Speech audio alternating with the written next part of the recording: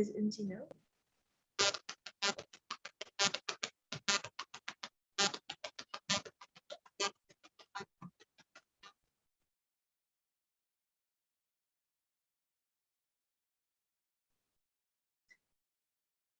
Hi, everyone. I hope everyone's having a great week. Good morning. As you all know the drill, I will be just sharing a couple of housekeeping rules, which is also up on the screen for everyone to settle down and to get ready for the finals. As you know, you're strongly encouraged to use the rename function to change your name to full name and then team name, which I've seen that many of you have already done. And if you can kindly change your virtual background with the ones you've created for your team. Please do kindly turn off your microphones when you're not speaking, but do have your cameras on at all times. And you're also welcome to utilize the chat box if you would like to pose any questions or comments. And we'd like to also remind you all that today's event will be recorded, and you will have access to the recording after the event through Edmodo as well as our YouTube channel. Lastly, please note that the screenshots and group photos from this workshop will be used for promotional purposes. So kindly let us know if this will be an issue for you, and we'll act accordingly. Thank you. Okay, now shall we begin? Yes, welcome finalists, distinguished judges, and WeGO members. Thank you all so much for making the time to attend the finals. I understand that most of you are quite busy with your finals week and exams, so I appreciate that everyone has made the effort to participate today. Today, Jenny and I, the leads of the Champions program, will be your moderators for the finals. From last week's semifinals, 11 teams were chosen, and today's finals aim to select the winning 3 teams of the WeGO Smart City Champions. Today's finals will be discussion-based, and we will be able to show you how well you have understood your project and how well you can think on your feet. We will have a total of 2 sessions, the first in which the finalists will have an ice-breaking discussion with WeGO, where you will be randomly asked questions on your general project proposals. And the second session will allow you to interact more with the judges, and the judges will take turns addressing more specific questions that are tailored to each team. So I'd like to also remind you all, as you have already seen in the guidelines, to keep your answers as clear and concise as possible for time management and efficiency. So I'd like to now take the time to also welcome back our judges, Callum Hamforth and Gina Book. They have both provided insightful feedback to all the finalists last week. And on behalf of the WeGO Secretariat, the Secretary General and the head of the program department will also be present here to contribute to the evaluation as well as to the discussions. They may pose any questions or address any questions that they may have during the sessions. And you'll also have the chance to interact with them further during the second session. As also announced to you before, and as well as in the guidelines, today's discussion will reflect 50% of your total scores, and the other half will be from the final project proposals that you have all submitted prior to today's workshop. And in the case that judges and organizers need further clarification on your final project proposals, we will be actively reaching out to you during the evaluation week, which is now until June 17th, so next Friday. So it will be much appreciated if the teams can be aware of this and respond accordingly to help us with a more smooth evaluation process. Yes, so now, before we delve into our sessions, let us take a quick photo to commemorate the finals. So please turn on your videos if you have not done so already. We will just wait for about 10 seconds for you to do so. Please have your cameras on and give us your best smile. Right, are you all ready? 3, 2, 1. Okay, great. I think we are all good. So let's now move on. Great. Now let's dive right into the first session. Anna and I would like to ask each team a question, and we will be calling the team member. So please be sure to pay close attention. The question that we will pose will also be posted on the chat box. So please feel free to monitor the chat box as closely as possible. And if you would like to use any visual aid when answering to help us further understand, please feel free to use the screen share function as well. Again, please be as clear and concise as possible. And WeGO has also had several questions pertaining to your proposals and to your presentations from the semifinals as well. So we'd like to have a better understanding of your ideas at this time. So I'd like to first start by asking the first question to ACE Millennials. I hope that everyone from ACE Millennials is here. I understand after having reviewed your project proposals as well as your presentations that your project strives to achieve food security, and it does so by diversifying the agriculture sector. And your team mentions the use of artificial intelligence and robotics, as well as blockchain and drones, in order to achieve this goal. So I'd like your team to imagine that you're in the stage of implementation. In this situation, who are the key partner organizations that your team will identify to meet the objectives of this project, and why? Maybe I could call on Tilyanji if she is present. If you can just unmute yourself and. Thank you, Jenny. I'm here. And before I actually give the answer or a response, allow me just to quickly say thank you to the WeGO Secretariat for according us this opportunity, because not only have we been able to draft this proposal, that where we've also been able to learn so much more about sustainable cities, smart cities, and also various innovations from our friends. However, when we're looking at the implementation of our project, the stakeholders that we intend to bring together firstly, and most important to us firstly, is the community, the local community. For us, the local community firstly are the nucleus of our project. Not only in the project side where we're looking at as Mukushi, but anywhere else where we intend to roll out our project. We hope that the community is going to be the nucleus of our project. However, we're also looking at various stakeholders in this proposal, such as the government of Zambia. And the government of Zambia, we look at ministries such as the Ministry of Agriculture, the Ministry of Tourism. And we cannot implement a project without looking at the mother of the city. And the mother of the city tends to be the local authority, who are the municipality. So in this process, we'd still like to incorporate the municipality. And to also bring back the project to home, we also want to see include local investors. But our project is very vast, demands a lot of money and various innovations. So with regards to finances as well, despite us, we are looking at least even some sort of partnerships or PPP, even a grant or a loan form that we can actually get from international funding organizations. We support, for example, Doha Engineering, who are already funding innovations like this one, and some countries like that.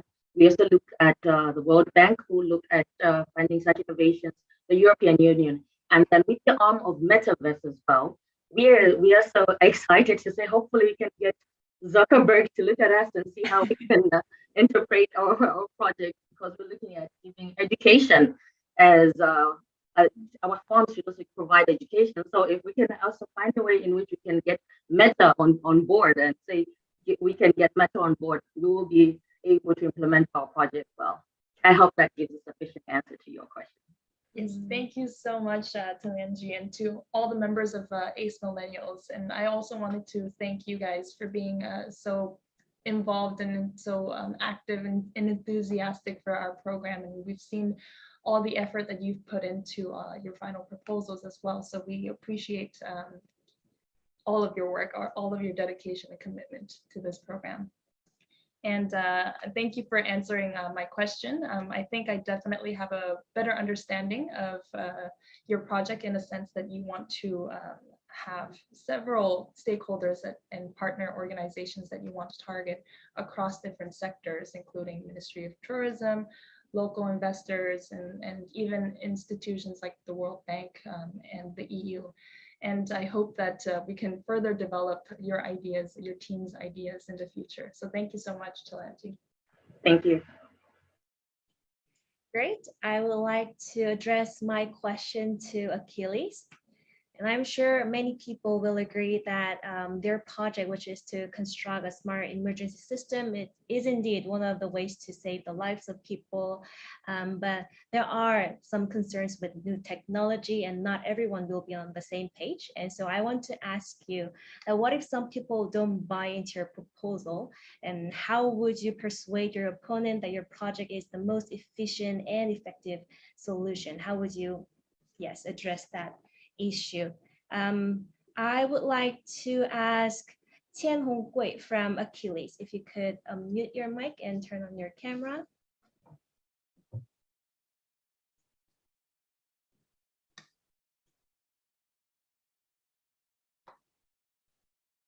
The question. Okay. Yes. Okay.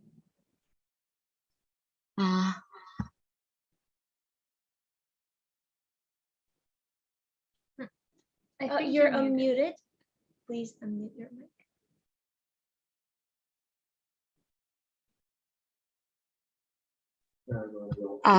Okay, let me see. There's echo. 把你们那边的关了。 Echoing a little bit as well. Okay, so in terms of our starting point, we are a emergency system, you know. We're gonna improve the efficiency of the emergency in Chenghua, China. First of all, we are targeted at our patients. That is to say, we gonna improve the efficiency of the emergency treatment for the patient.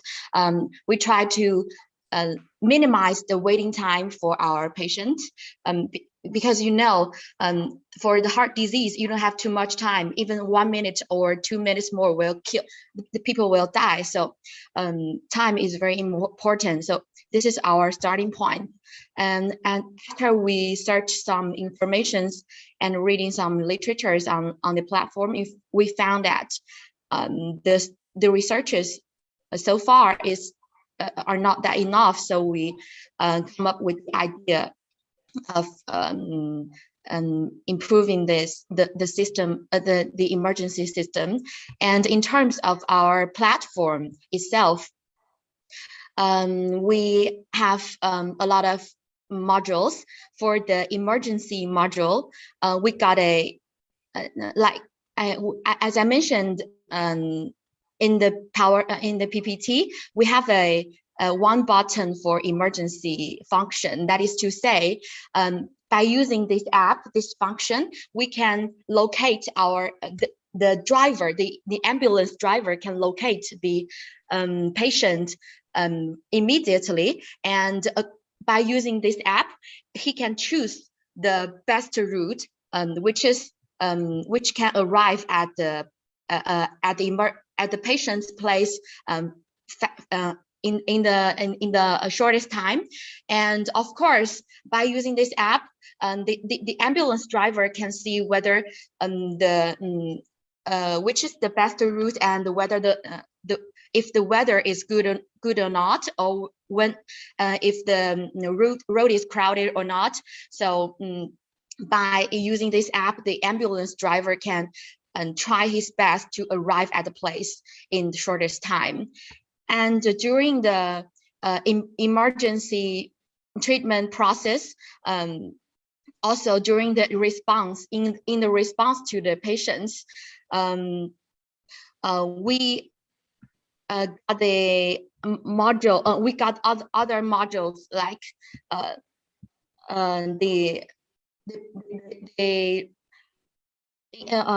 apart from the drivers, we also have the worker, the one who respond to the patients, like in the hospital. You know, in the hospital, you got a worker to receive the call from the patients. So we're gonna do some trainings for that, the workers related to the emergency response process. So that's yeah, that's all for my. Yes, thank you. Thank you for making it clear that your purpose of the project is to shorten the time where people can really receive the treatment as fast as they can. I think that is a good point to, start with when you're explaining to people like what objective you're trying to achieve with your project. I think that is good. But I would like to say perhaps you can also explain or try to make sure people understand this technology is not something they should fear or something that will not go wrong. I think that kind of explanation can be made to your opponent as well, since this type of new technology will perhaps be used by some older elderlies. So yes, that was great. Yeah, thank you. Thank you. And my question now goes to CDUT Warriors. Your team, as I saw in the proposal, also focuses on addressing air pollution with the construction of very effective microclimate adaptation designs, such as the implementation of the toolbox or as you mentioned, the digital twin platform. But I saw that it has a degree of complexity. And given the complexity of that system, what are some of the foreseeable challenges that your team may face if your project is to be implemented in the future? And I'd like to ask Chao Long Lee if he's kindly answer the question. It's also on the chat box if you'd like to refer to the question. Yes, please wait a minute.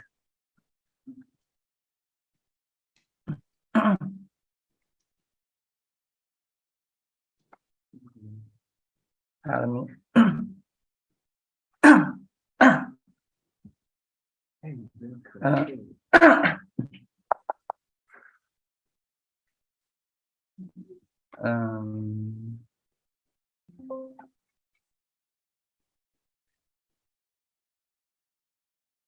I'd like to talk about what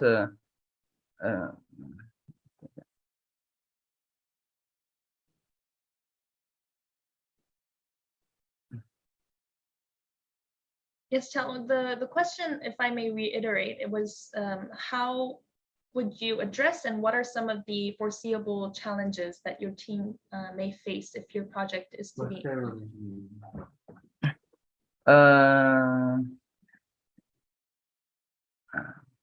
to solve the ventilation while meeting the landscape needs, we propose the concept area urban furniture. First, we think the whole street as a building and combined with geothermal heat bulb at the same time, reverse unpulsed hood and section hall are set up on the building or street. It incorporates prevailing wind into the duct and maximize the wind speed through the venturi effect. Then the air is sent to the branch pipe through the main pipe. The turbine in the branch pipe intelligently supplies the wind according to the current wind speed. Then the wind finally is supplied through the furniture. In this way, the turbine until not only rotate by electrically, but also the wind, which greatly reduce the energy consumption. As an important linear element of the block, street lines are one of our main focus. For different street forms, we create a static wind toolbox for different ventilation street lines. Now we take one of the area urban furniture as the case of thinking.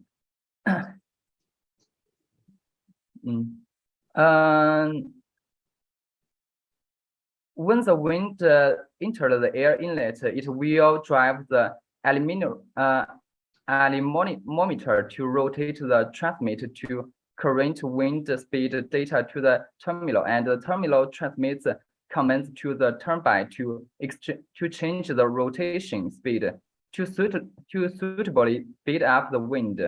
The anemometer transmits the feedback to the terminal and shares the data through the cloud platform. Then we accept to build an international of thinking virtual digital twin platform based on Things.js, which enable managers to monitor and manage terminal online and intelligently control urban wind environment. Thank you. That's all. Great, thank you, Xiaolong, for your explanation. I think most likely we had a deeper understanding of how the system works, especially in a technical sense. You guided us through how you would implement it and what it serves to do. I do hope that perhaps in the second session, we can hear about maybe the foreseeable challenges that your team may likely face as a result of your system or your tool that would be implemented. And so we hope to see and maybe understand further about your project in the second session. Thank you. Now, I would like to address my question to Citipedia and Miss Bella. If you are here, please unmute your mic and turn on your camera just in advance. And I want to ask that considering your project is help people processing the laws in using the metaverse, which is quite fascinating. I loved your idea.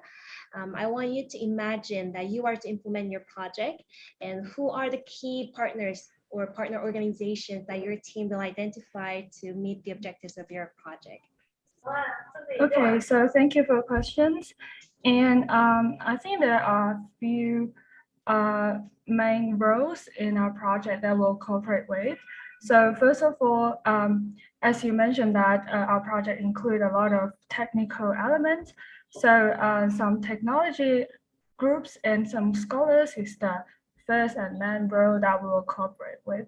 And the specific aspects that we will cooperating with is the metaverse psychotherapy team, including the natural language processing team, the computer vision team, and the psychotherapist team, which will use tons of data to generate a psychotherapy bot and establish them into the metaverse environment, and then continue psychotherapy. So that will be the first part of people that we will cooperate with.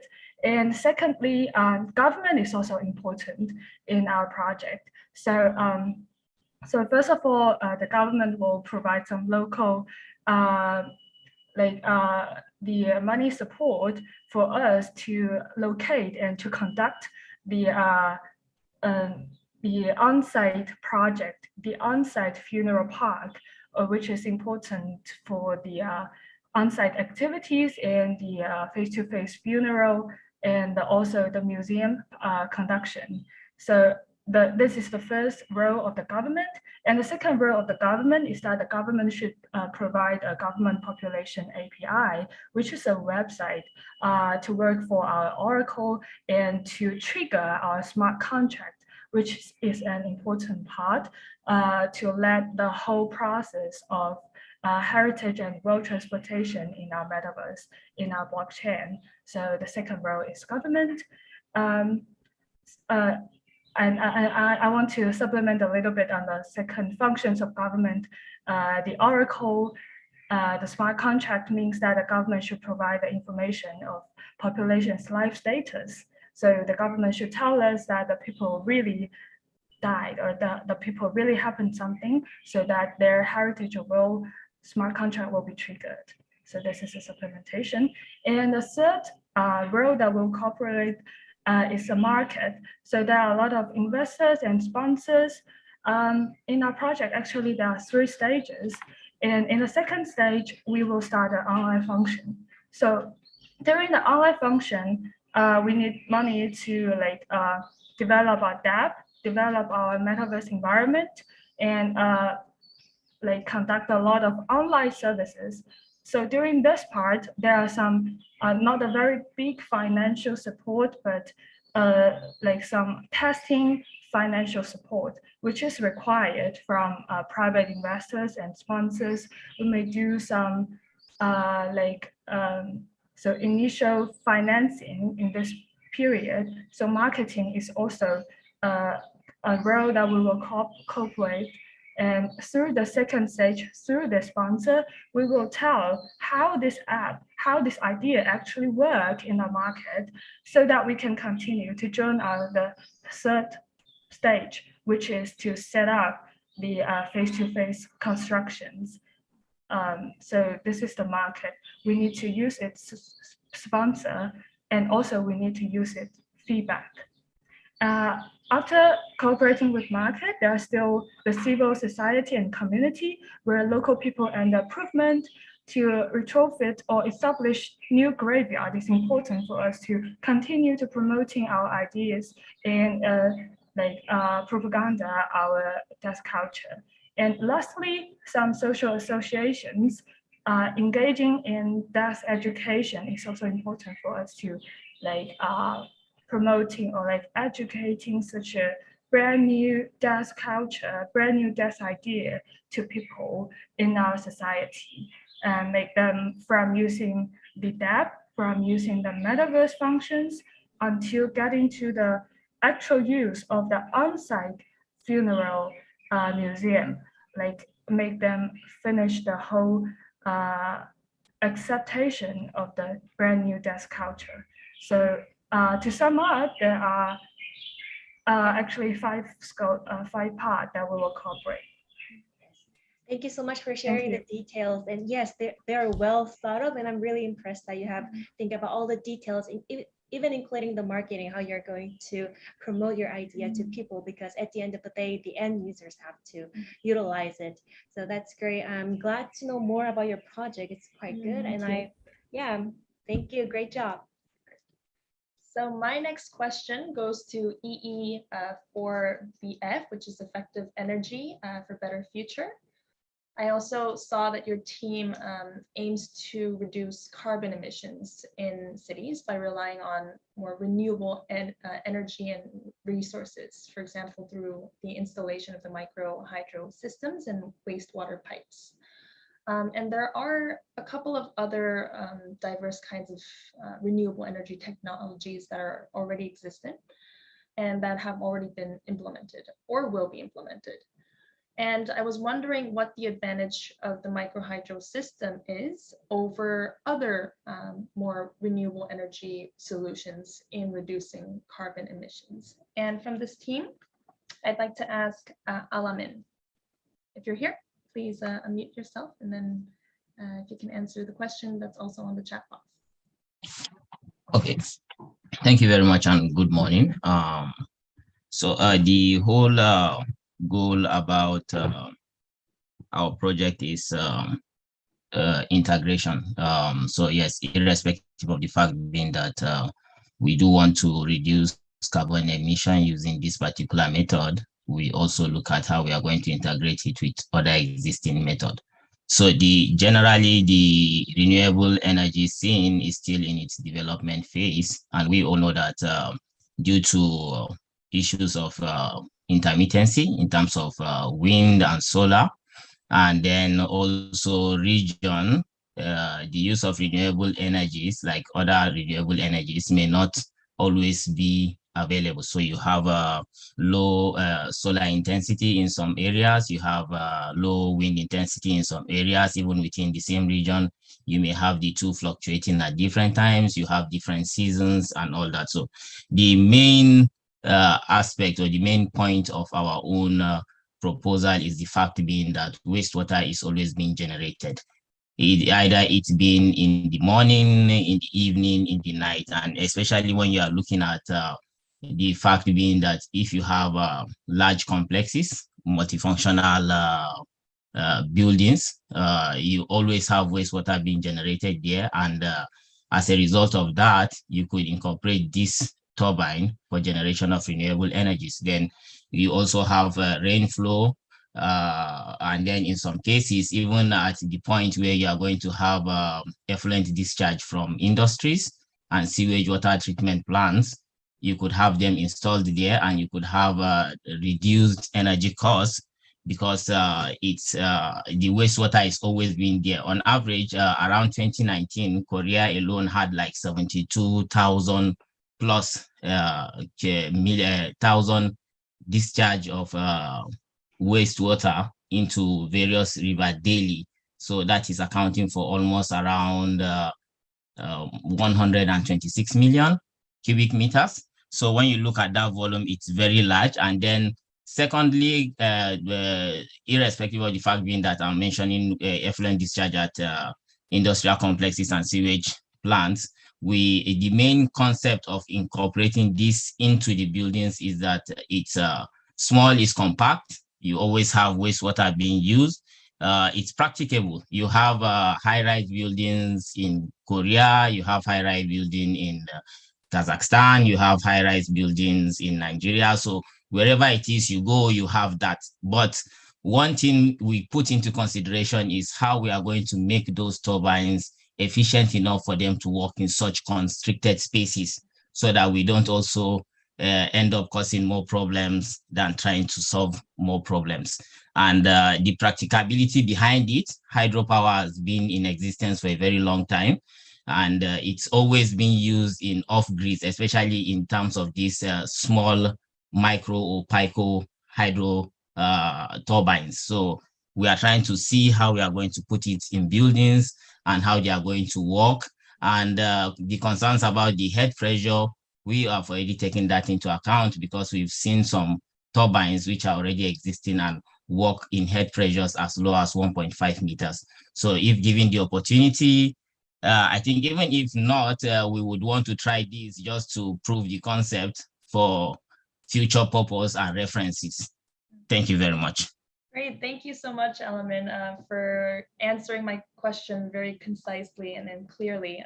I do agree with you that there are definitely renewable energy solutions and technologies that are implemented, but they don't quite take into consideration the different regional or local contexts. And so we do need some RE solution that meets all of these and universally can be applicable to all of the different contexts and local and regional contexts that there are. And I see that your team has put a lot of time into the research of even South Korea and other countries in terms of the wastewater management and the history of how it was utilized in that sense, in the renewable energy sense.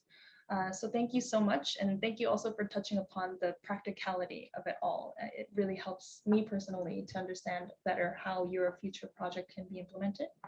So thank you, Alamin. And maybe next question. Yes, so my question goes to ESC. So if Seoyeon Kim, if you can unmute your mic and turn on your camera. As your project proposal works to really increase the efficiency of energy usage and to reduce the carbon emission, I want you to help us elaborate more on what are the things that actually distinguish your team's proposal from other solutions. What, like some other solutions that provide the same benefit, but what are some of the things that actually distinguish yours? Could you elaborate more on that?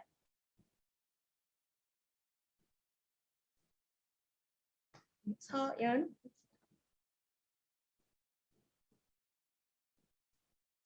Kim. She's here. Yes, speaking. Can I ask one more question? Sorry. 너 이거 안 들리는데? Can you turn on your camera? Could you turn your camera on?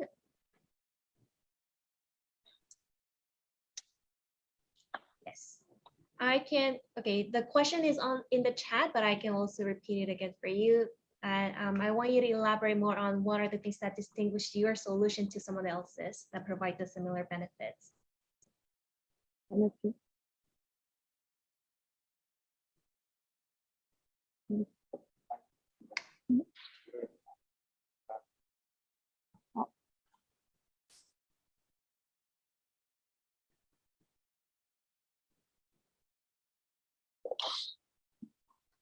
없어. Can you say that what make our project unique? Sorry, who's speaking? It's If you want to help out, yes, please. Yes.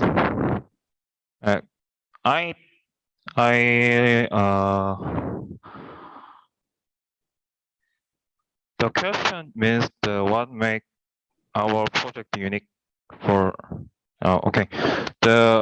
I think the specificity of our project is citizen participation in the. Sorry to could you actually distance a little bit because we hear a little sorry. noise. The specificity of our project is citizen participation in energy generation process. Our team seems to pay a lot of attention to solving environment problem like us, but our project does not involve only business and government in the process of solving environment problem with alternative energy products. Cities must participate in this process. So I think it is very unique. And that's all. Okay, thank you so much for being concise. I do agree that yes, those issues are be dealt with government as well as corporate, but also your project is more focused on the participation of the social communities. Am I get your answer correctly? Okay, You're great. nodding yes. Okay, great. Thank you. Right. Great. Now, next we'll have Team Mecca. This team focused on metaverse, primarily in utilizing this platform for experimental or experiential learning and to provide that hands-on experience in terms of education. And provided that metaverse, and specifically the use of metaverse for education, is a very new concept. It is an up and rising concept, but it is new. So I wanted to know maybe Mecca's understanding, or maybe how they strive to, what are some of the challenges that you may see if your project were to be implemented in the future. I'd like to ask Yeogyong, I think she's here. If you can perhaps turn on your camera and your microphone and answer the question. Hi, can you hear me? Yes, we can hear you. Yes. Hi, good morning, everyone. I'm Yeogyong from Team Mecca. Thanks for a great question regarding our project. Team Mecca aims to make customized metaverse education contents to customers. One of the biggest obstacles of our project is that the VR devices needed for our project is not yet widely universalized, nor it is easily accessible. Thus, we are planning to invest in purchasing a large quantity of VR devices prior to our project implementation to rent these devices to institutions in need, lowering the initial barriers to our project. Also, another obstacle would be the public reception. Not a lot of people may find the need of our project and may not find it easy to navigate. So that is why we're planning to have our first trial implementation stage at elementary and middle schools to students who are more receptive and they are digital natives. Yes, thank you for your question. Great, thank you, Yeogyong, for your answer, and again for being very concise and to the point. I do agree with the two sort of challenges that you've addressed, and hopefully we'll be able to break these obstacles as we develop your project alongside your teammates. And I do understand that, yes, metaverse is not widely accepted as of now, but hopefully as we continue to do these trial runs to more accessible crowds and target audience, we'll be able to leap onto the next step. Okay, thank you so much, Yeogyong. So, okay, next we would like to ask Team Moore, Min-Gyu Kim. So combination of metaverse technology with green roof, that's a great idea. And it really do seem to solve the issues that have been mentioned over the workshops regarding the maintenance and many others. The idea that you have proposed are very concrete, that you want to reduce the cost and increase the management efficiency using accumulated data and sensors automation. So I want you to tell us like who are the main key partner organizations that you have thought of and you have identified to work with regarding your project.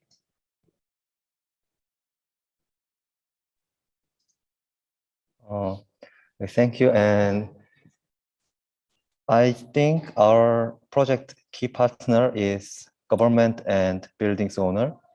because first we have to make a green roof. And if the government do not offer subsidy to building owners, actually building owners do not want to create a good quality of green roof. So it is most essential part. And also building owner have to open their green roof, and they should create good quality of green roof, not just for meeting regulation just. And that two part is almost essential. And next step, actually sensor or management is some kind of sub part, but citizens participation is most essential, because our ultimate goal is to citizens know about the green roof, and they run about the green roof's benefit. And also we have awareness of climate change and climate risk. So it is most important about to participate of citizens. And yes, I think that is most important part of our project. Yes. Thank you for pointing out the actual problems that you may face and like how to deal with that with the stakeholders. That's great points, like to really persuade the building owners like the benefits that they can get, and also for the citizens to actually collaborate and cooperate in order to reach the global like agenda. That's great. Thank you. Thank Great. you. Thank you. My next question goes to WeGO. Your team has been committed to the restoration of markets, and to do so, your team seems to be focusing on multiple sectors and methods, including underground logistics for effective delivery, as well as the modification of store sizes and current parking lots. And you also have an application that will evaluate the markets based on the walk score system.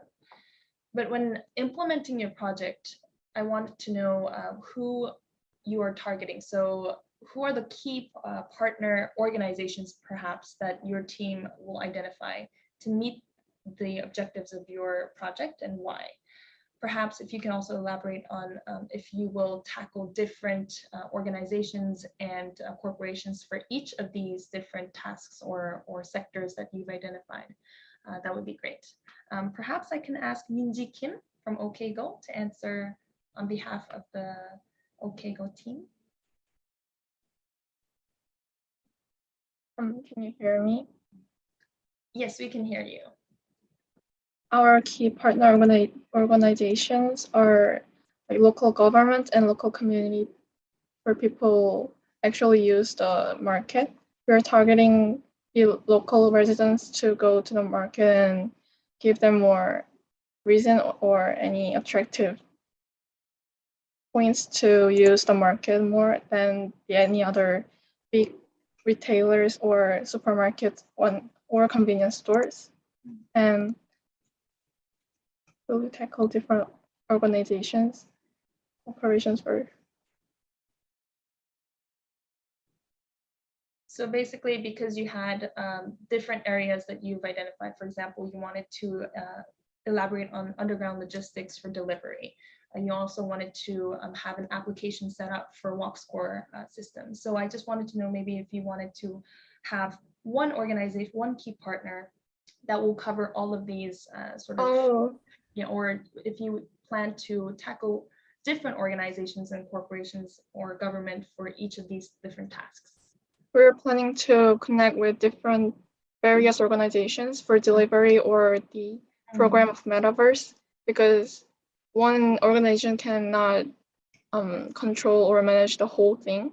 So the delivery will more connected to the local government and deliver service, and the metaverse or an online program or application will be focused with the developers, and we might use or we might collaborate with already existing corporations like Kakao or Neighbor Map, and all those different corporations will collaborate with us to make the regeneration of the market.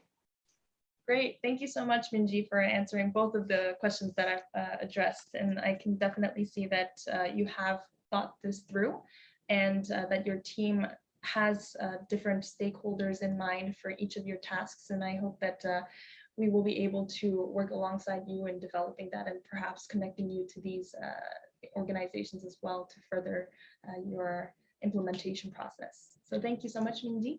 Thank you. All right, next, our question goes to Team Smile. Sarah Yoon, if you could unmute your mic, and we would like to, we know that your product proposal is more of a holistic solution to provide a subsidized EV charging system and to create a decentralized fueling network.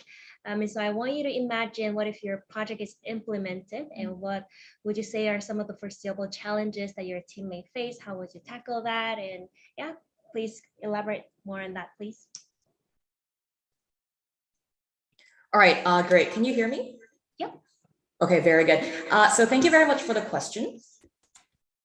So we think that the biggest and most obvious one is finding the funding and the right partners that actually share our ethos and vision. But if we win this competition, we hope to be able to gain some good level of visibility for a better chance in finding the right partners and gain a better leverage in our agreement with the support that we get from our foreseeable partners, such as City of Seoul, WeGO, and Seoul National University. And beyond the public sector partners, however, we foresee how the prospects of this initiative would also be very appealing to the private sector as well, especially given its large and growing role in the production of the EV chargers. And a last note, we also see how this might also challenge our potential opponents. So in that, we would like to appeal to our strong points, which is that despite the high initial cost of this project, when compared to the installation of conventional level 2 EV charging stations, over time, we think that our project can procure a higher degree of cost effectiveness while ensuring that we deliver a wider distribution of area, a greater number of cars that can be simultaneously charged, an addition of co-benefits in things like economic revitalization and renewable energy conversion. So those are the foreseeable obstacles or challenges that we may see, but we would like to solve those through greater partnerships, funding, and a greater public awareness of the importance of renewable energy conversion and the EV readiness. So thank you very much for your question. Yeah, thank you. Thank you for being so concise and clear on the point. Yeah, I see how you have also thought about the competitors that you might have. And yeah, definitely the funding, even though for every project, like the funding must be one of the biggest issue, like especially now that your project is also involving all the infrastructure development. And so, yeah, I understand your point. Thank you so much. Great. So last but not least, we have Team Standard. You have come up with a smart parking application, and that application aims to help drivers find more convenient parking spots. And during your presentation during the semifinals, you've also mentioned that this project can be replicated to be applied overseas. So imagining that your solution is indeed replicated in a different local context, what type of location would it be? For example, do you have a specific city in mind? And if so, why? I'd like to ask Eunjin Lee from Standard. You can unmute yourself and turn on your camera. Yeah, so thank you for the questions. And we thought this platform, since we are developing like the platforms, not just in application, but we're also planning to like sell those platforms to the pre-existing applications. So we haven't like researched a lot about like the foreign cases, because we're trying to implement this application to the Seoul first. So maybe we are trying to, so maybe like successful implementation in Seoul would happen. Then we are thinking about like applying this, selling this platform to like United States, which also have like many drivers to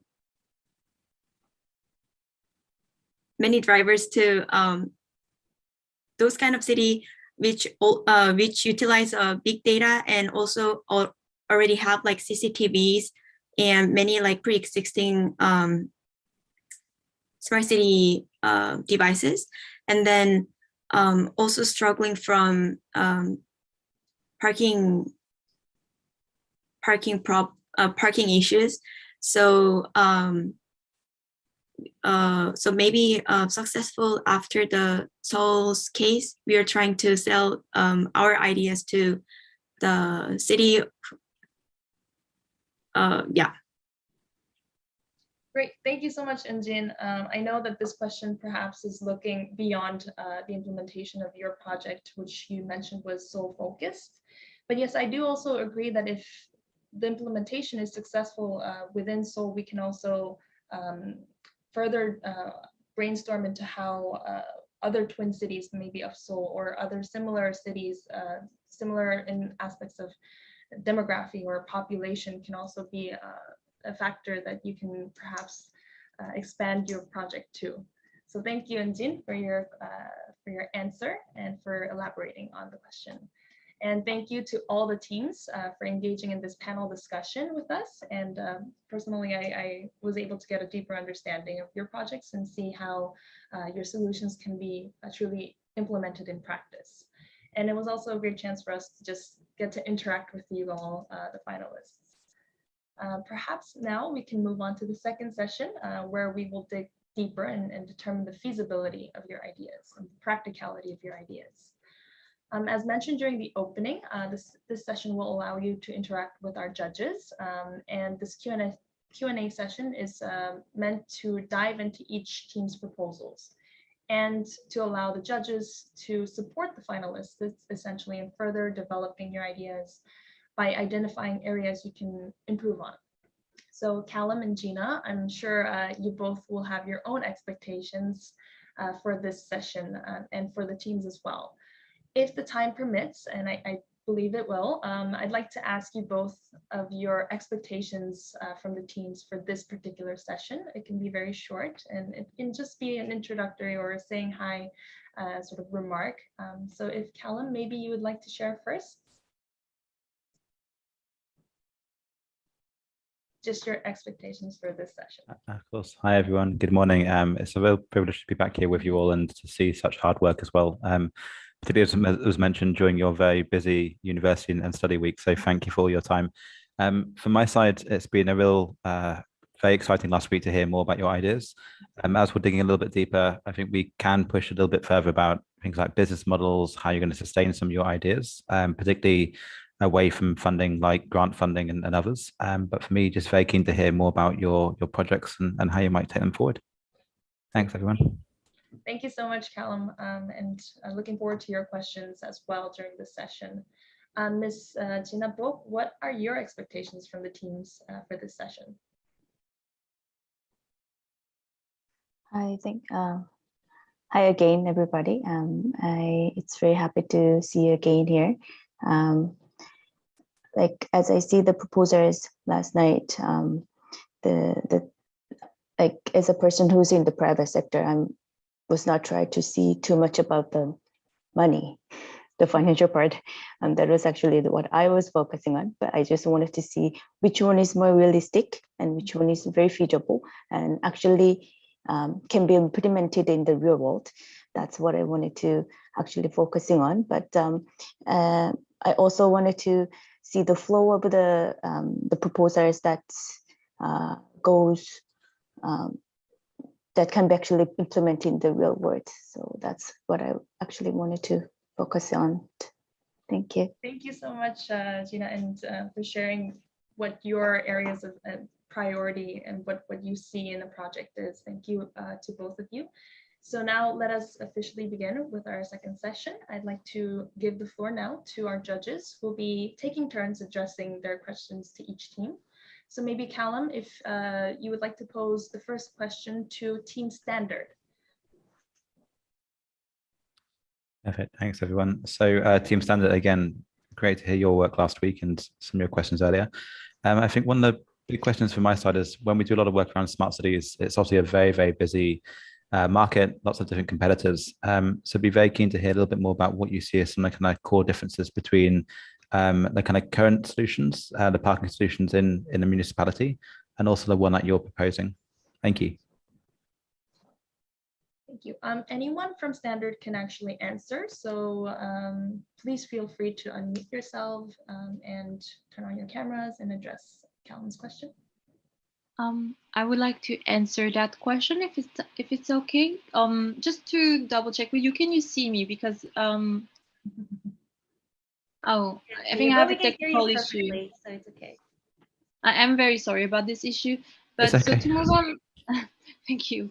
But so to move on and to try to answer your question, currently, as for South Korea, since we focused on Seoul as a pilot city for a project, there are two smart parking applications already on the market. However, this application rely on GPS-based information to suggest like parking recommendations to drivers.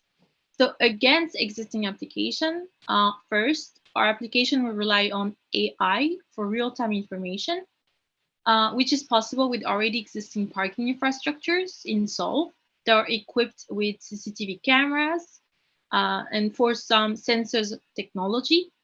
For those that don't have sensors technology, it's possible to, at a low cost, upgrade the CCTV with a sensor to make it a sensor-based CCTV. Those are really low cost, really. So they are, in terms of cost, feasible. Now, to return to your question, AI will allow us to be more accurately recommending parking recommendations based on the driver's preferences and the parking service provider supply curve. Second, our other applications do not offer the input option of preferences of the users and drivers who are seeking a parking spot, which could be distance, price, parking lot size, or even EV power station for EV, drivers. So that said, we will match the driver to the best fit parking service provider according to his preferences. We also do not impose upfront subscription fees like other apps are doing, but charge a small matching fee of, we think, 5% when a match is successfully made. And third and lastly, we also provide an automatic matching option, just like Tinder, the love application, which relies on the driver's preferences and desired location, and the parking service provider's state-of-the-art known-front AI technology. These kind of options are time effective, and none of the existing applications have all of those free advantages on the Korean market, and have received also much criticism from their users already, based on preliminary market analysis conducted by our team through a short online survey. Thank you for listening. Thanks for that hugely comprehensive answer. Thank you for that. You made me think about one other thing as well. You mentioned some parking lots don't have sensors already.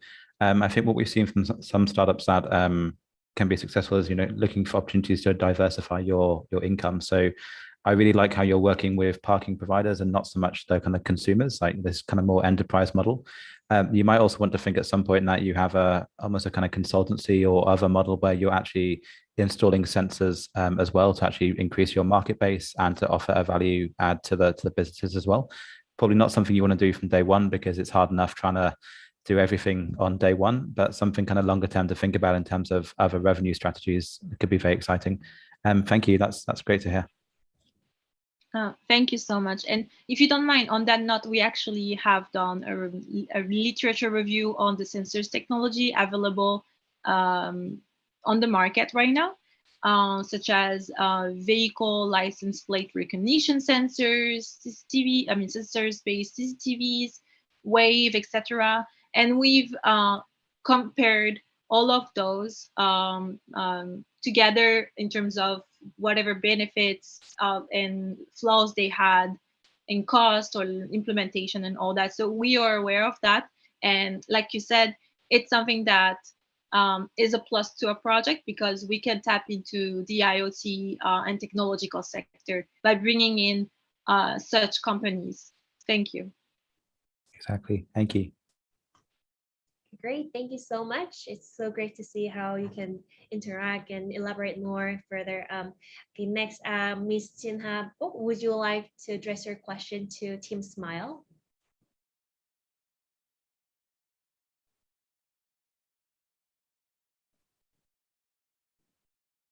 Yeah.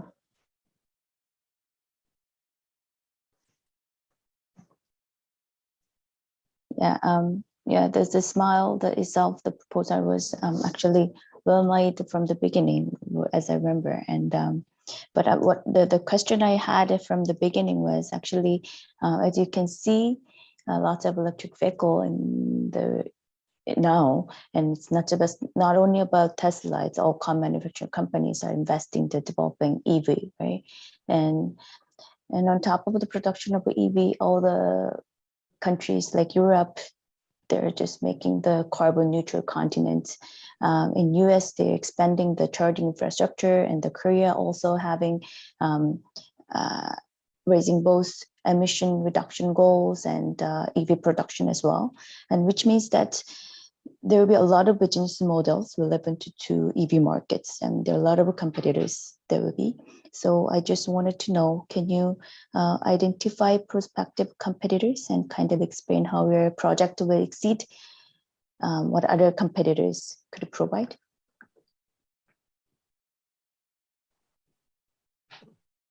So, Sarah, do you want to go first? I will type the... You can go ahead and I'll add on. Yeah. Well, I think fundamentally the way we approach the, we didn't really just approach this project as a business first. We sought this project very much as a problem-oriented solution towards smart city. It's a reaction about the geographical constraints of the term smart city, and how we can bridge the digital divide and its exacerbation of regional disparity. So, because we find that to be the social concern, in the greatest social concern of the fourth industrial revolution. So our goal is really to empower the citizens to produce the energy. So rather than saying that we're going to be heavily targeting the urban areas, we're actually encouraging a bottom-up solution. So in a sense, the only way to address this issue is really to take advantage of the opportunities from the smart solutions that can provide in all regions of the country. And it's only in this way that the technology can genuinely be inclusive to maximize the number of beneficiaries by our proposal. And it's through this diffusion that we will manage to have the biggest kind of market share. But it's in this application and configuration within a grassroots organization structure combined with the PPP model that makes it the most impactful compared to our competitors. And if we compare to the other conventional methods or competitors, we differentiate ourselves between with four junctures, which is wider distribution of area, the greater number of cars that can be simultaneously charged, its cost effectiveness because we're targeting level 2 charging, and in addition of co-benefits of economic revitalization and renewable energy conversion, which will be quite amenable or favorable for the local government. Sorry, that's a bit of a mouthful, but Sarah, would you like to add on? Sure. I think Jason started off quite great in terms of what kind of competitors or what kind of opponents we may be able to face. But some of the examples more specifically that we would be able to give out at this point is that we would probably have to compete against conventional EV charging points and their providers, which are currently right now centralized around the execution by governments and the private sector. But what we do uniquely is that through the installation of EV charging points and PV solar panels on local households and local businesses, we try to diffuse and decentralize that over concentration of EV chargers in larger and populated cities. And I think that's a very important appealing point that we have in comparison to our competitors. And something that we also emphasize throughout our presentation and proposal is that we compete in terms of our unique and smart application and reconfiguration of existing smart technologies in a way that is more efficient, in a way that is more functional and viable. So in that sense, we would like to leverage that with our PPP model that makes it a lot more impactful in comparison to other competitors. And I think that in that regard, on the last note, we think that healthy competition with the aforementioned competitors is great, but what we really seek is a complementary and mutually beneficial relationship where our initiative and the existing infrastructure or the existing competitors can actually co-prosper.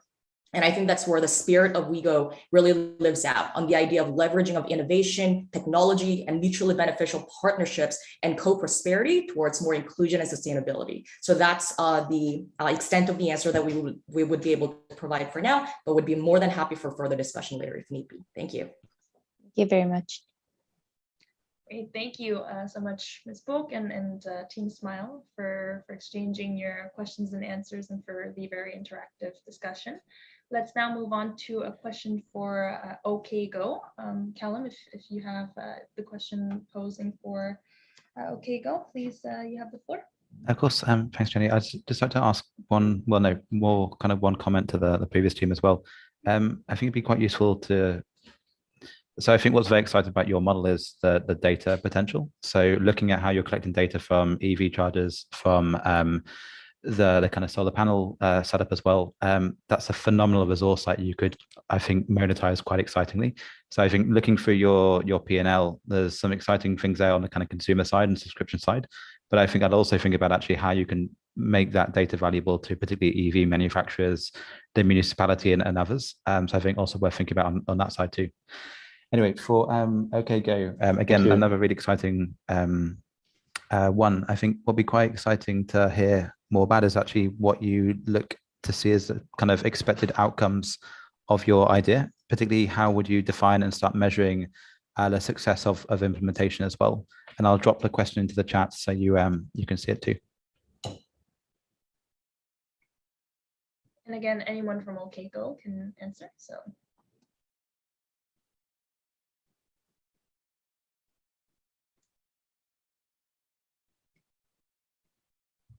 Okay.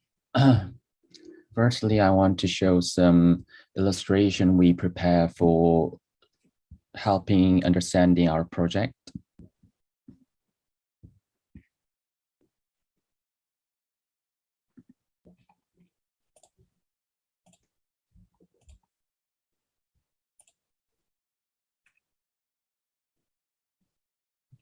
So we actually, our strength is we focus on a workability of the market because it is the most important things in our society. It is centered on humans, not a cutting edge technology, and it is really captivate young peoples and all generations through in the market. So as we divide into 3 layers of the project, we actually expect the outcomes for 3 aspects. So firstly, in logistics, we apply the quick delivery system into current conventional market. So we solve the problem of not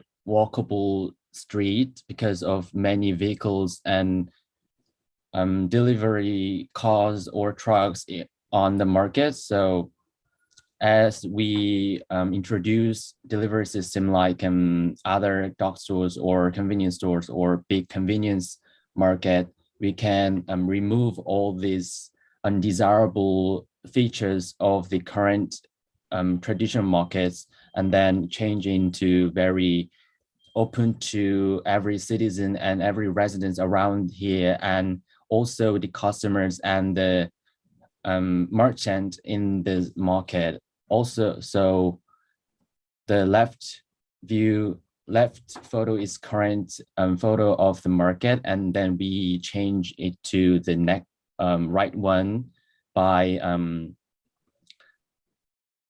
implementation of our project. And then this is our overall overview of the project. And then, as you can see, smart fulfillment center and community center will strength of the walkability of the whole street.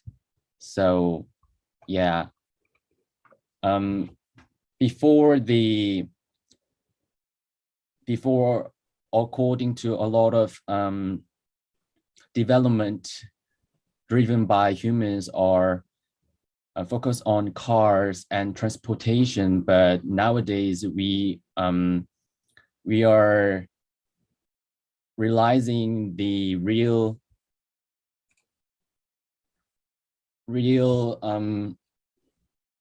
importance of human. So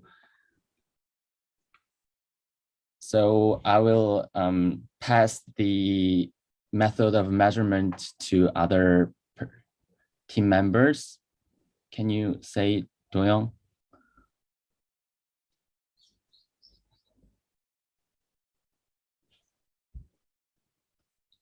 Okay, so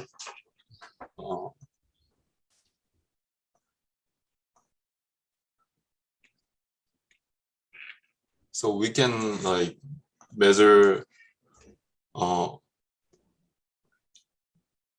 to like evaluate how this project is well applied is to evaluate the multiplier of economy and by data collecting, and also walk score system, which is like measuring about is this street is walkable, and also like the user experience of these sellers, and also the people like monthly activity users to check the trend of them, to check this, to measure this project well applied.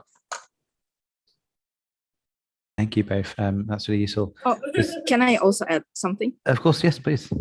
So our the project will be also evaluated, as Do-young said, by the movement of people. So we collect data from different points. So for example, we also have the metaverse level where we use the collection of data, how people use the metaverse, twin market as a place and what they prefer or what not, as well as we also collect the data of movement of people and how people visit the place, and also collecting of the data of sales. So it in general, the project goal is to define whether it's good, whether it's a successful project or not during 1-2 years, because people need to be involved in the project and understand that that's the new type of the market they can use. And then if in the first stages people will not be interested in the project, we will understand them through the different points. That's why we have different levels of involvement of people. So first one is the usual market where people actually buy stuff, and then another one is the online service, and another one is metaverse. So we try to target different groups and target the development of the market from different points. So to understand which point is more successful, and to develop to that direction when we analyze the data. So that is the measure. That's how we try to measure the success of our project. Yeah. Thanks, Nana. I think you've also highlighted, I think one of the biggest challenges is around behavior change. So I think a lot of your work will be on the ground, and we've just actually been working on a project in the Gambia with market traders, and the hardest bit is to focus on behavior change in terms of actually how do you get traders involved and interested in these ideas. So I think that is a huge bit of work in itself. I'd also encourage you all to kind of speak to the city administration or the public sector, see if they can be advocates on your behalf. And obviously they'll be playing a really crucial role in building this kind of infrastructure anyway.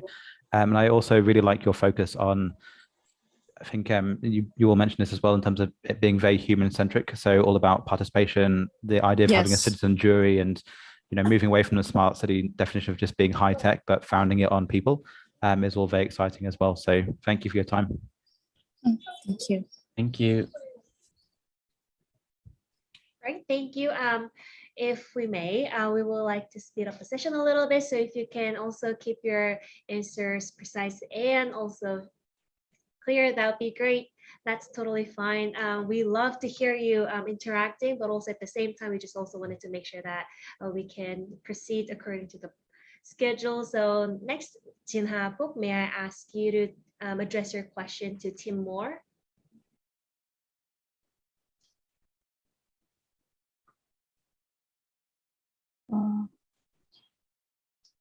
Yes, that was about the rooftop garden. Yes. Yeah, what I have knowing about the garden is we've been discussing this rooftop garden about more than 100 years in the urban planning field, and still that is not actually implemented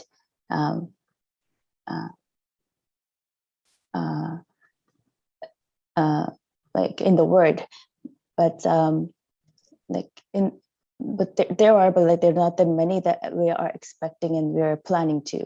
So there are a lot of laws actually have been made for the roof vegetation and renewable energy at least like 30% of the roof in many places such as France, Switzerland, New York, City of Toronto, and in Canada, and also I think in South Korea as well. And having this kind of foreseeableness, how can I say, some compulsion means that people are actually not easily attracted to putting garden roof in their building. So my question will be, what are some of the ways that will be to make your green rooftops beneficial and attractive for building owners to intimate and maintain? I think you have lovely mentioned in the previous session about giving some benefits to building owner, but can you explain it in more detail? First, our team thought that nowadays the climate change is coming and we faced out. So actually in like a regulation in New York, they give a penalty to buildings owner if they do not create green roof. And also like same to Korea, we have some penalty or some subsidies to green roof, but actually now in now time, this green roof is just for meeting regulation, like just create a loan, do not low quality, just low quality green roof. So if we thought that at first green roof is essentially more adaptive to almost every building for future, and government should subsidy or penalty give to building owners. But we focused on subsidy, not penalty. And if the green roof goes to good quality of green roofs were created more and more, people will thought that green roof is like one kind of factor of apartment or buildings. And I think indirectly, if the well-created green roof, then apartment price will increase. So building owners can get benefit like that. So I think this kind of way is benefit to building owner. Thank you. Okay, thank you, Team Moore and Ms. Book. Next, we have a question for Team Mecca. So Callum, whenever you're ready.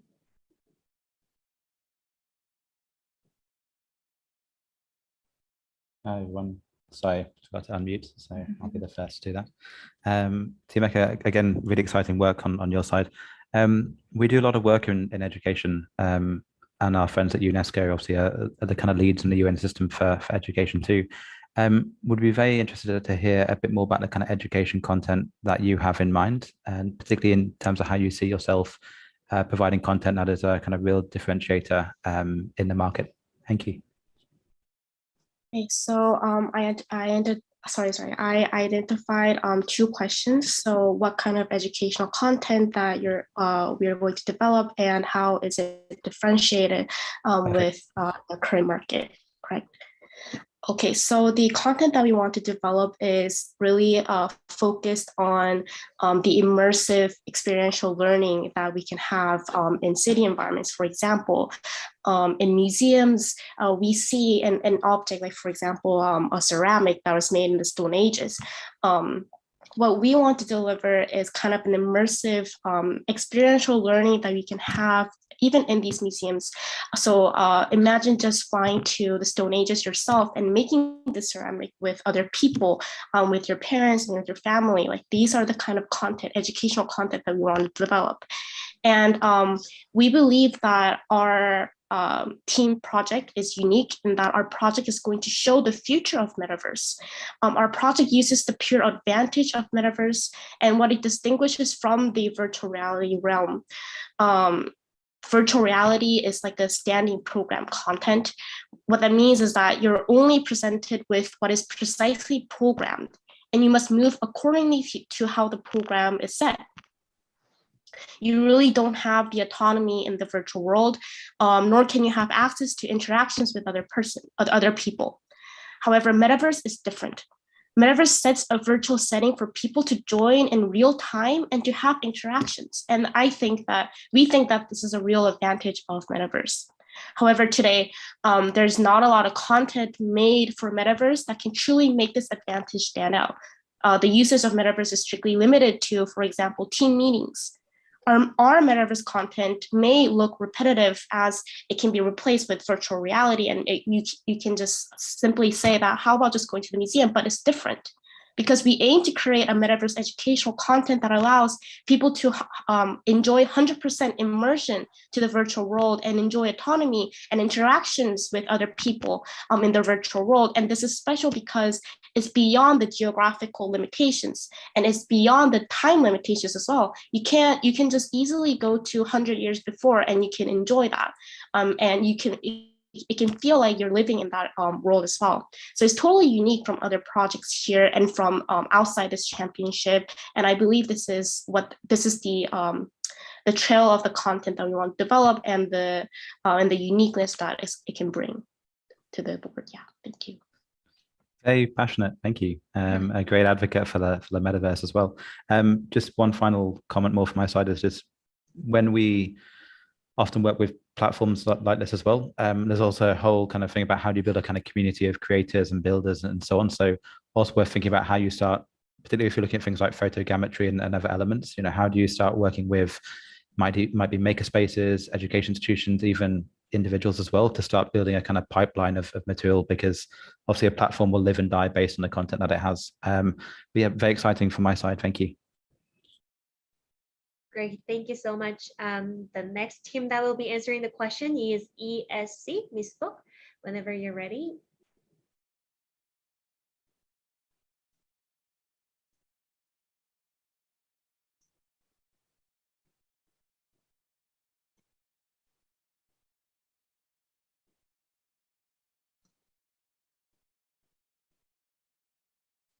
The energy harvesting issue, it was very interesting, and there's several attempts in this application of piezoelectronic technology have emerged to harvest the kinetic energy to walking from walking pedestrians. And one question I have, what I wanted to raise is, like in the energy production, there's two very important things that we cares about in the in engineering field. One is production and one is energy storage. But in the proposal, it was talking about and were explained about the production, but I just wanted to hear more about the energy storage that you were thinking of. So regarding the energy generated by the piezoelectric devices, do you have any idea about the storage of energy, or will there be any loss of energy generated? That's my question.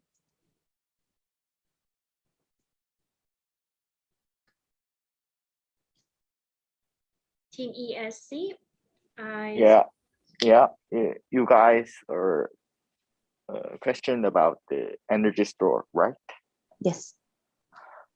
Actually, we didn't expect the energy store deeply, but we trying to plan that when people walk the energy harvesting tile, then we just change the energy to right after the walk and to use the escalator.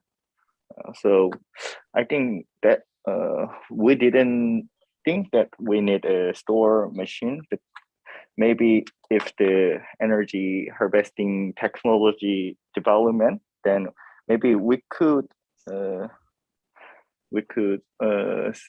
use the energy store in the maybe right under the escalator or the tile. That's our plan. Yeah. Yeah. So what I was actually thinking of, the system itself was when you're walking, like people, like 100 people is walking by, like in the elevator, and the elevator will be activated. But at night there will be like just 1 or 2 people will be walking, passing by the routes. Then the elevator may not work. So that means that there's some storage system has to be installed to operate the system in regularly, like 24 hours a day. I mean, like not during the night, but like that has to be work somehow constantly without any pause in between. It should not be too much. It depends on the people, the number of people is passing by. That was why I was asking about the storage system you may have thinking of, but I think your answers was actually well understood. Thank you very much. Great. Thank you so much, Ms. Book, also for providing so much of your feedback and ways to improve for all these teams and providing your expertise. I think it's very, very helpful for all these teams finalists. Next up, we have questions for effective energy for better future. So Callum. Thanks, everyone. So I've just typed the question to the chat. Essentially, could you and the team basically elaborate a little bit more on how you see energy as being more of, I guess, an enabler to the metaverse itself, and also the kind of value add of the metaverse for things like carbon reductions and similar as well? Thank you. Yeah, thank you. I think Kevin, please, can you answer that? Then I would come in later. Thank you, Kalum, for your question. So, metaverse really depends on energy, like the rest of the world, the economy. That's why we said energy is the enabler of the economy or enabler or realization of metaverse. So we said, for example, if the entire world now changes or gradually moves to metaverse, then we're going to have more and more demand for energy, which means you're going then to have increased energy generation from the current fossil fuels or the current renewable energy that are there. So our project, which is key renewable energy through wastewater power generation. So our technology is going to tap in an area that has not been tapped yet. That is the wastewater. For example, we have very many complex in Seoul, apartment complex, malls, such and such. So all these apartments and all these malls, if we install our system there, then you're going to generate more power. For us, because our project is very, very practical. We have to get data and then we simulate the data, then we're able to know how many megawatts or how many kilowatts is required for this specific building. Then you're able to generate power from it. So like for the example that we shared is from one of our dormitories. We are able to generate power to around 10,000 kilowatt hours per year. So we use the same idea in the other complexes in Seoul. We want to focus in Seoul. Like the wise man said, you dance a yard before you dance abroad. You have to focus home first, then you move forward. So we say, for example, we have our technology used all over Seoul, all the buildings in Seoul. we can have maybe 1 or 3 or 10 gigawatts generated. So then our energy is going to be used reducing the fossil fuels, which is going to reduce carbon emission from these fossil fuels, right? Every nation is targeting carbon zero at the moment, right? And Korea is not to be left behind. So with our technology, we are bringing in the 3 gigawatts, which are going to reduce carbon emission in Seoul. That is only Seoul. Let's do Busan. We go to Daegu. How many gigawatts are we going to get from this? Maybe 10, maybe 20, we don't know. That is going to like deduct a big chunk of carbon emission from these fossil fuels. And most of these fossil fuels, Korea imports power, like coal, Korea imports power. So let's say you wake up in the morning, shower, and you generate power for your own country. So you're going to reduce the electricity price. And in our data that we shared, the cost is 0.05 US dollars per kilowatt, but Korea charges 0.9. That is almost like, if I can put it in Korean won, is like 9,000 won, if I'm not wrong, 9,000 won. And what you're charging is, is 900 won, and what you're charging is 51.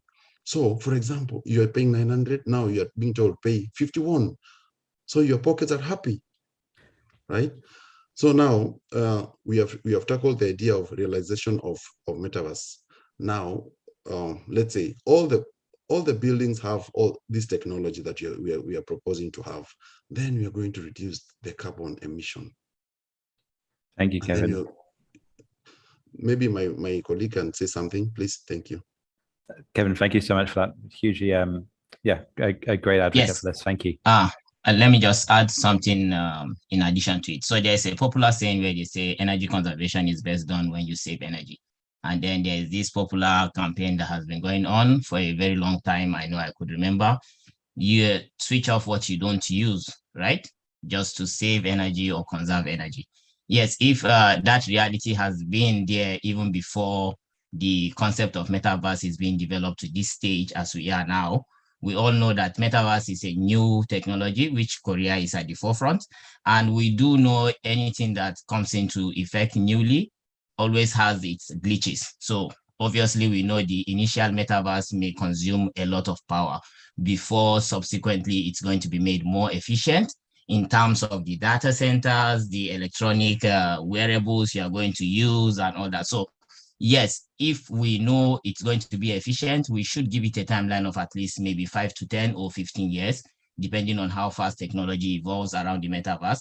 So during that period, every ounce of energy that you could generate without you making reference to the coal-powered power plants or hydrocarbon-powered power plants, it's actually an additional savings in carbon dioxide emission reduction, which obviously it's the main goal of the SDGs 11, 7, and 13. So in that regard, every ounce of energy we produce, in as much as it's little, it kind of offsets the overall effect of the multiplier effect of what it's going to cause in the power plants. And that is just part of the key about our own concept or thinking about the energy aspect of the metaverse. It's just a basic reality that energy is required for daily life. Without the energy, we wouldn't be where we are now.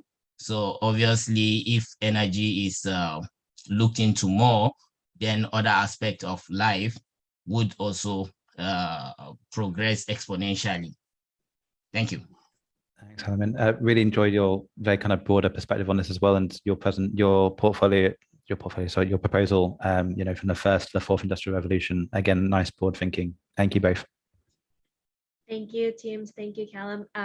Next, Citypedia should be ready for your question, Ms. Folk.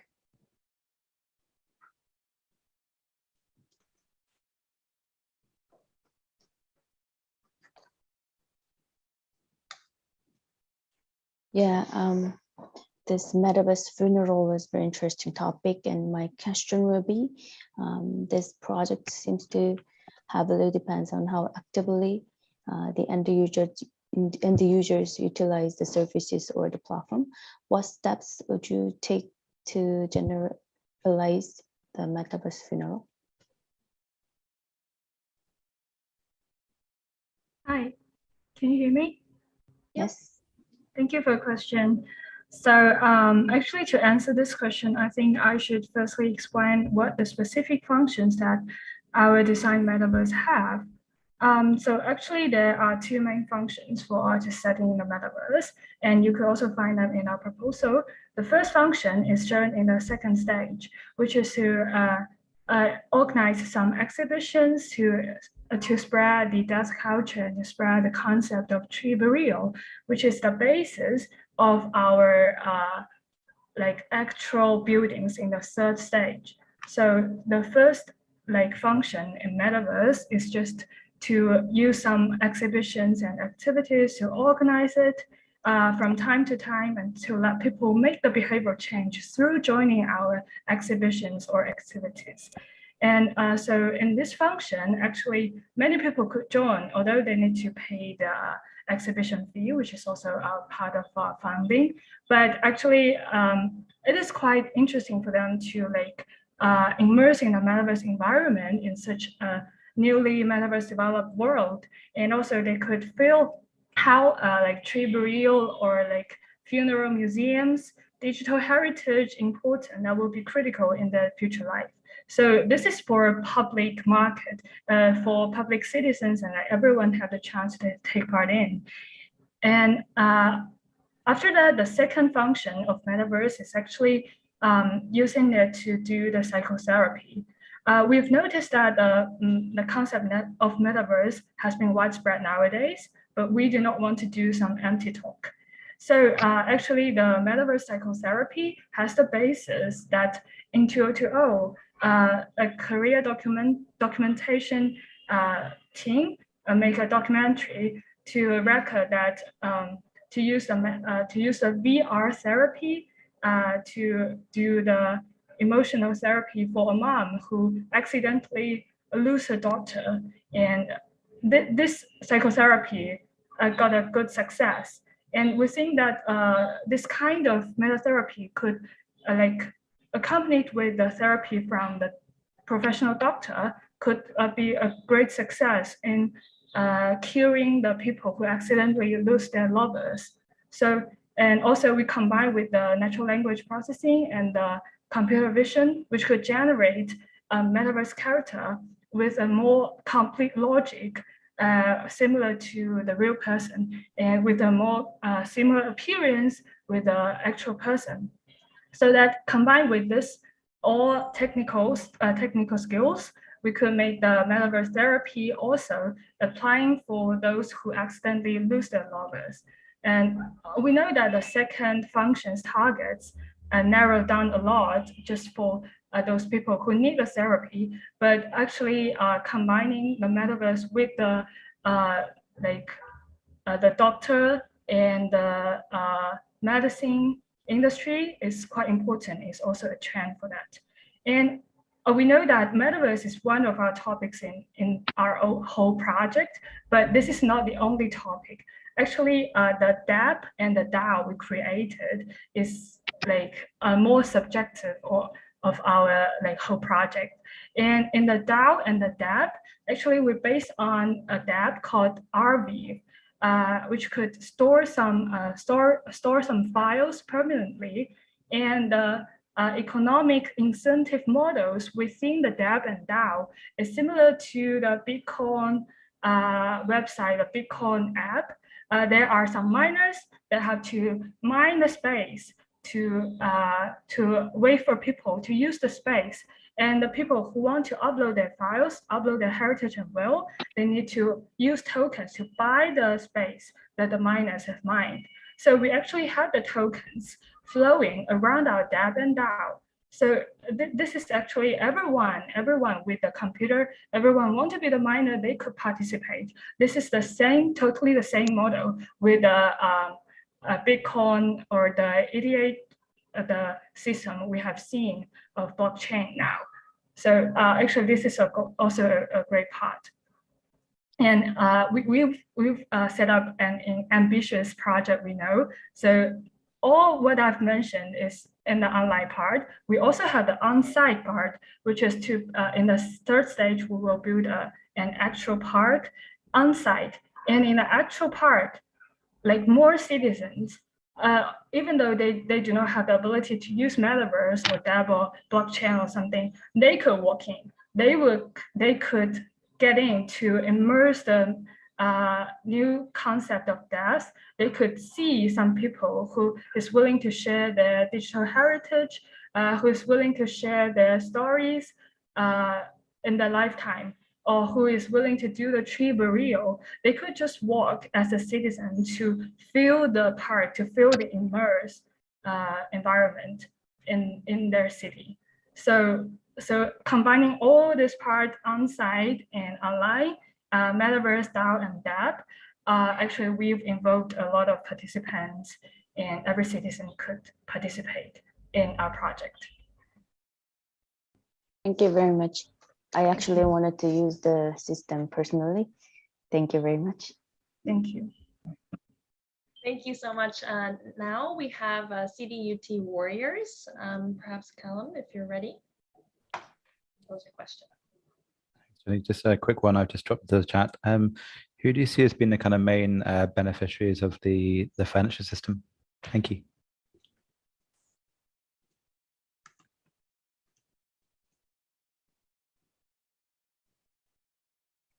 Thank you. Can you hear me? Yes. I'd like to talk about the benefit of the project can be divided into social benefits and economical benefits. For social benefits, and we have three perspectives.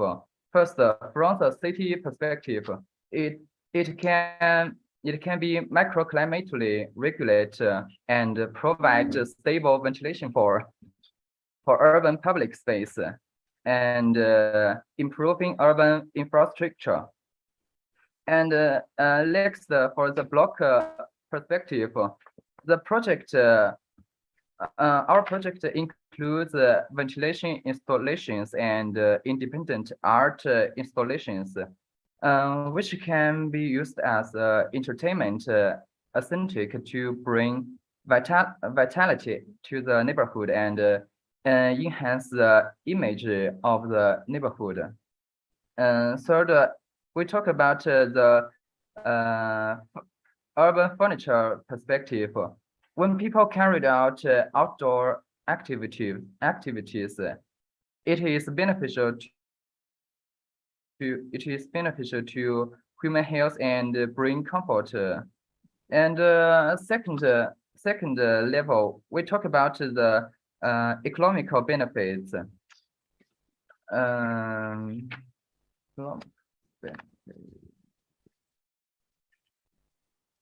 First of all, our project can bring direct economical benefits through the PPP financial model and the government and the private enterprise to achieve the two-win situation. And we talk about the our project can bring potential economical benefits. We have proved through many field research that there are more people in ventilated and comfortable places, and the space where the installation is located can attract a large number of potential customers. We think we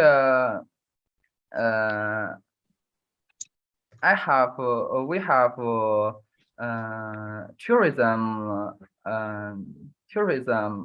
We have benefits for the tourism and the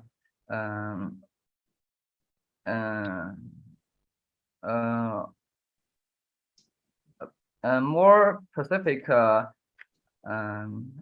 benefits for the tourism. That's all. Thank you. Perfect. Thank you very much. No further questions from my side. Thank you. Thank you, Callum. Okay, next we have Achilles, who will be answering Miss Book's question.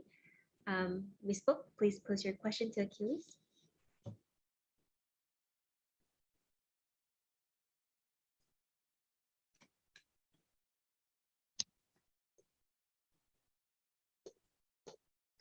I guess in order to promote the system, to this emergency system, to make people use the app, the partnership with the hospital and 911 rescue team would be very essential. And my question would be, what strategy you have to link the users and emergency system, which is like what system the hospital actually and the 911 rescue team should have?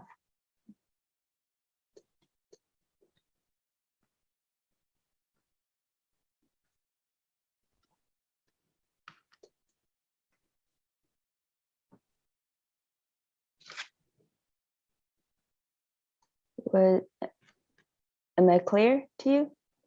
Or may I have your question again?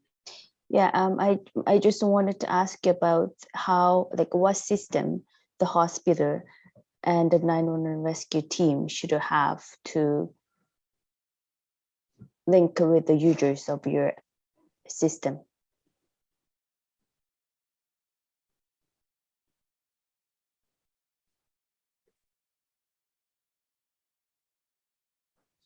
Oh, well, in order to link the users and the system together, we have several roles in our project. Firstly, we have the government to make the general control of the system. Actually, we will collaborate with the government to for the leadership. For example, we will make a collaboration with the emergency department in Chengdu. I think it is beneficial for the emergency system. And secondly, we will collaborate with the app, the app WeGO map. It's a map. It's a navigation map in China, which is widely used with people. So by collaborating with the WeGO map, we will promote our emergency system to the users. And thirdly, in terms of the users,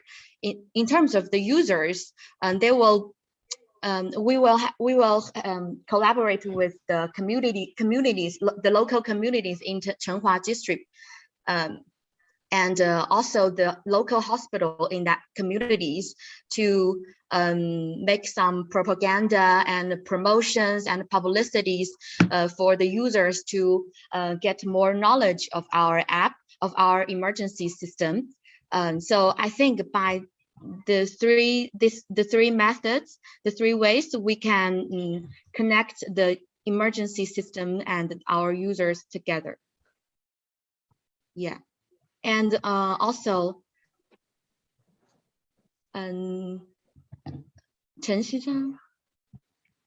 Okay, so I will add some more information to our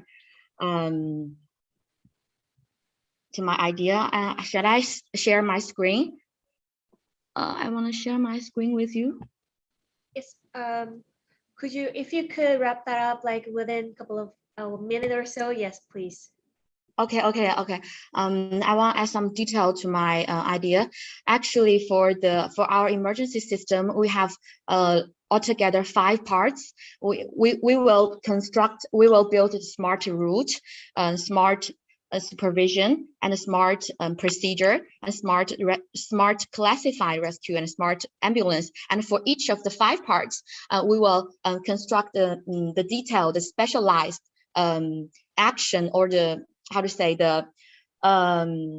the actual implementation for each of the 5 parts. So because time is limited, so I just I make a general explain to you guys.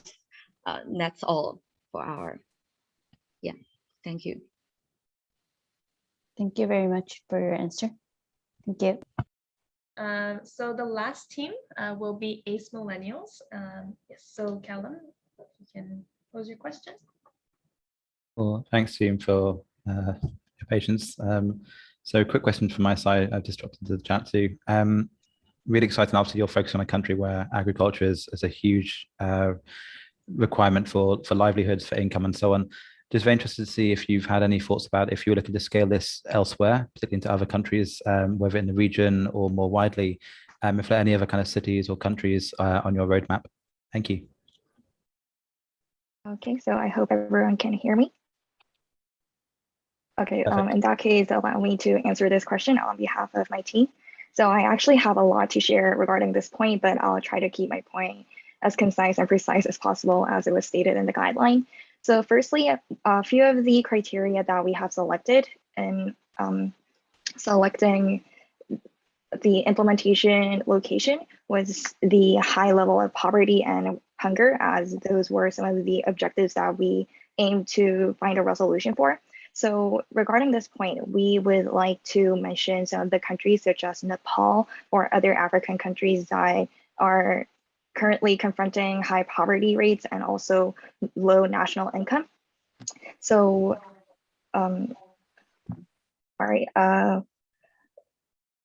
because our focus is to make the most drastic effect as possible, it would be very nice if we could bring up the countries that where the implementation of the project will bring about such an effect. And such an expansion will also shine light on one of our strengths, the applicability, because our project can be implemented basically anywhere around the world. For this project could expand its scale physically without much hindrances. Also, because our project aims to expand on ecotourism, so bringing about tourism to local communities that were previously not shined light on, it would be very nice if we could bring up to the community that had not had the opportunity to share their cultures and economical aspects, so that we could introduce them through this opportunity. And so on, I would actually like to yield the floor to one of my members, Shofyan, who would want to add to this point, since he did the research for this part as well. Yes, thank you, Min. You've almost said it all, but the reason why we chose Nepal is because of its network coverage. I think Nepal is about 44 in ranking in terms of network global network coverage. And in Africa, there's a lot of countries that this kind of technology can be transferred to. For example, Egypt has very nice network coverage and electricity also. Morocco, Algeria, and of course Nigeria, because Nigeria is a hub of agriculture kind of in Nigeria. It is the largest rice producer of rice producer in Africa. So and it has a lot of labor force in form of youth. So with the introduction of this, for example, project, especially the metaverse part, will encourage a lot of youth to invest more in agriculture. Yeah, thank you. Thanks both. Really exciting. Nothing more from my side. Thank you. Great. Thank you so much, everyone. We've reached the end of the second session, and I wanted to thank the judges and the finalists for taking part in this very interactive dialogue. I hope you all had a very insightful discussion and that you were able to learn more about each other's solutions as well. So distinguished judges, I also hope that this was also a fruitful time for you to become more acquainted with all of our finalists and to have a better understanding of their innovative projects. With that in mind, I will now toss the floor to you, Anna, for the closing. Yes, thank you so much. Yeah, I can't believe we have already made this far. We are so proud of all our champions teams. You've done an amazing job. Thank you so much for your hard work over the months. We hope the lecture series and the workshop series has served to provide you with the conceptual knowledge of smart cities and that you find them very useful to in your continued journey academically as well as professionally. And moving forward, yes, the announcement of the final 3 winners will be shared next week on June 17th at 12:30 p.m. through Zoom. So kindly spare around 20 minutes, 30 minutes of your lunchtime if you can to Zoom in and find out which 3 teams will be the final winners of the Champions program. The winners will also present at the Seoul Smart City Leaders Forum, which is organized by the Seoul Metropolitan Government. And this is scheduled for September 27th at the Dongdaemun Design Plaza in Seoul. Yes, and as mentioned before, the winning teams will receive a mayoral award signed by the mayor of Seoul, as well as the prize money. The first place will receive 3 million Korean won, the second place 2 million, the third place 1 million. And that's just Jenny has just mentioned, the winners will be invited to showcase your project at Seoul's Smart City Leaders Forum on September 27th. Hope you can mark that on your calendar. And at the end of the year, the teams will be invited to WeGo's year-end ceremony and get the opportunity to network with high-level leaders and experts.